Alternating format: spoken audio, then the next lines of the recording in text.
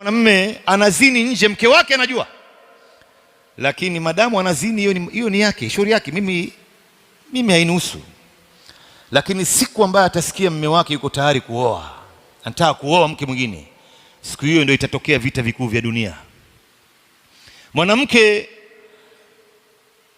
akiwa ni mke wa kwanza hakubali kabisa kuolewa mke mwingine juu yake, lakini huyo lao mfano ataachika ama mume wake atakufa, yuko tayari kuolewa mke wa 4 kwenye nyumba nyingine.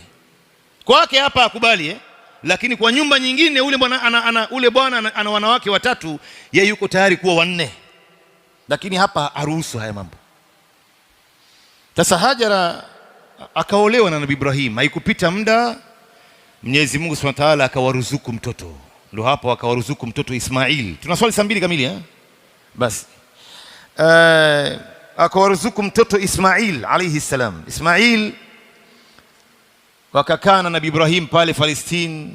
Nabii Ibrahim anamshughulikia maskini, hakuna mfanyikazi.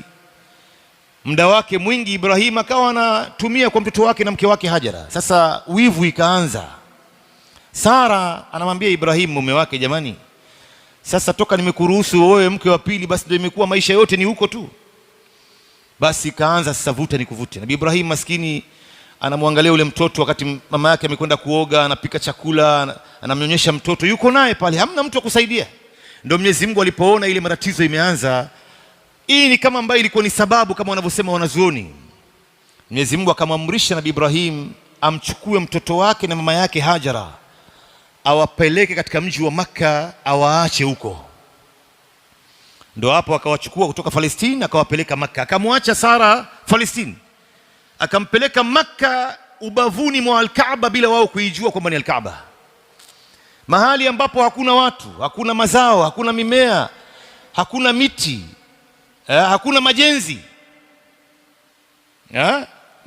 Hajara subhanallah anashtuka, anamwambia Ibrahim, unatuacha katika sehemu kama hii?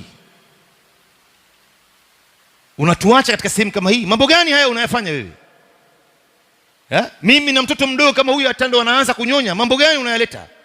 Ndo pale Nabii Ibrahim anashindwa kumjibu, ndo akamuuliza, Allahu amaraka bihadha, Mwenyezi Mungu ndo ambaye amekuamrisha ufanye hivi? Akamwambia naam. Alipomwambia naam, akamwambia idhan la yudhayyuna, Mwenyezi Mungu hawezi kututupa sisi, wewe nenda zako. Huyu ndo mwanamke ameanza kusilimu jamani.